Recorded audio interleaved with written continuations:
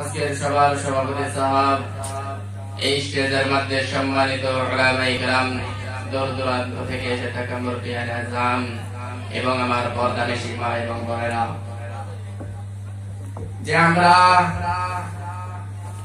আমাদের শক্তিতে এখানে আসতে পারি নাই, আল্লাহ তাআলার লাখো কোটি ইহসান, আল্লাহ তাআলার ইহসানের কারণে এখানে আসতে পেরেছি।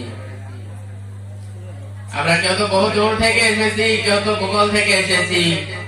আমার ভাইয়েরা, আমার বন্ধুগণ, আমার মুরব্বি বাজারেরা, আমি কোরআনে কারীম থেকে একটি আয়াত তেলাওয়াত করেছি আর তিরমিজি শরীফ থেকে একটা হাদিস পড়েছি আপনাদের সম্মুখে। এ থেকে আমি কয়েকটা কথা বলবো, আল্লাহ তাআলা যদি আমাকে তৌফিক দান করেন। আমার ভাইয়েরা, আমার বন্ধুগণ,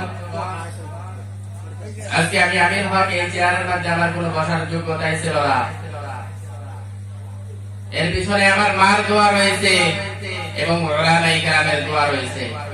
কারণ উলামায়ে কেরামের স্যান্ডেল গোলাম কি করে দিয়েছি, সুদা করে দিয়েছি। এই স্যান্ডেল সুদা করার বরকতে আল্লাহ তাআলা এইখানে বসার জন্য তৌফিক দিয়েছেন। আমার বাবাজির, আমার বন্ধুগণ, আমি কোরআনে কারীম থেকে একটি আয়াত তেলাওয়াত করেছি।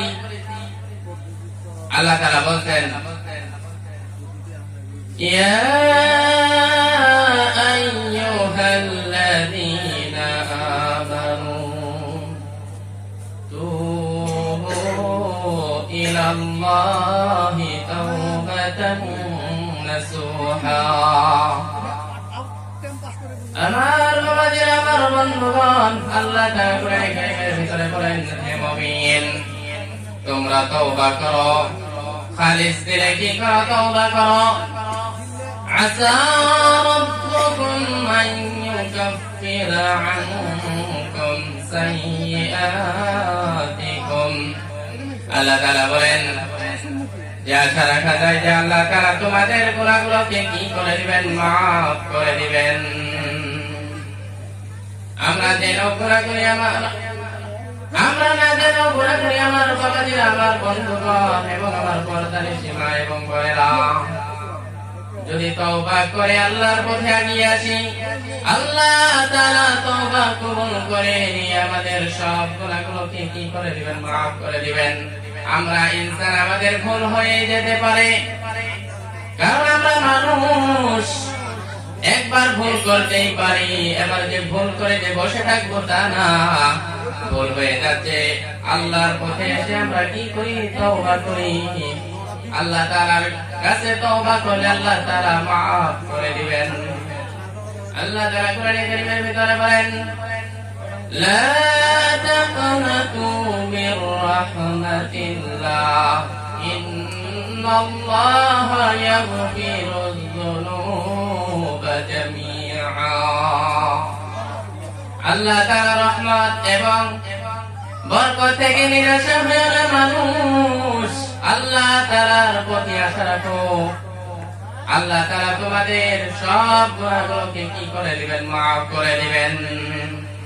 আমার বাবাজিরা, আমার বন্ধুগণ, আল্লাহ রাসূল পয়গম্বর সাল্লাল্লাহু আলাইহি ওয়াসাল্লাম মুসলিম শরীফের ভিতরে বলেন, আমি একজন মাসুম পয়গম্বর, দিনের মধ্যে 100 বার তওবা করতাম।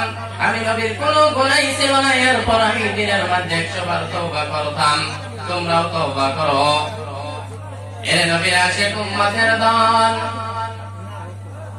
হাদিস শরীফের ভিতরে আল্লাহ রাসূল সাল্লাল্লাহু আলাইহি ওয়াসাল্লাম বলেন, যে সময় বান্দা গুনাহ করে, গুনাহ করতে থাকে, গুনাহ করতে করতে এক সময় তার দিলের মধ্যে একটা কালো দাগ বসে যায়।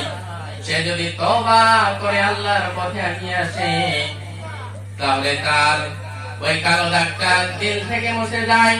আর মুছে যাওয়ার সঙ্গে সঙ্গে তার দিলের মধ্যে ফুর্তি এসে যায়। আর যদি সে তওবা না করে, সেই দাগটা বাড়তেই থাকে। হযরত মাওলানা শাহ আশরাফ আলী থানভী রাহমাতুল্লাহ আলাইহি, তিনি কিতাবের মধ্যে এরকম ভাবে সুন্দর ভাবে উদাহরণ দিয়েছেন। তিনি লিখেছেন যে গুনাহ কবিরা আর গুনাহ সগীরা, গুনাহ কবিরা হয়ে গেল বড় গুনাহ, আর গুনাহ সগীরা হয়ে গেল ছোট গুনাহ। তিনি কিতাবের মধ্যে এরকম সুন্দরভাবে উদাহরণ দিয়েছেন হযরত মাওলানা শাহ আশরাফ আলী থানভী রাহমাতুল্লাহ আলাইহি, যে একটা জ্বলন্ত আগুনের আংরা আমরা কাপড়ের আলমারির মধ্যে রাখবো না, কারণ কাপড়ের আলমারির মধ্যে রাখলে এক সময় ওই জ্বলন্ত আগুনের আংরা থেকেই কাপড় পুড়ে সব ভস্ম হয়ে যাবে, কাপড় সব ছাই হয়ে যাবে। এক সময় ওই আলমারির মধ্যে বড় আগুন হয়ে যাবে, ছোট্ট একটা আগুনের আংরা থেকে বড় আগুন হয়ে যাবে।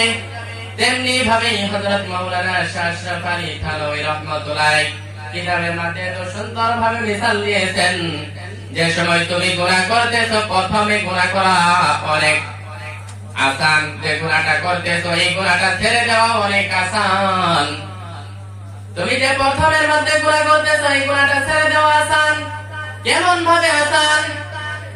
হযরত মাওলানা পীর জুলফিকার সাহেব তিনি কিতাবের মধ্যে লিখেছেন যে আমাদের মা বোনেরা ঘরের মধ্যে যে খাতা সেলাই করে, খাতাতে সেলাই করে, এখানে কি বলে? খাতা বলে না খাতা বলে?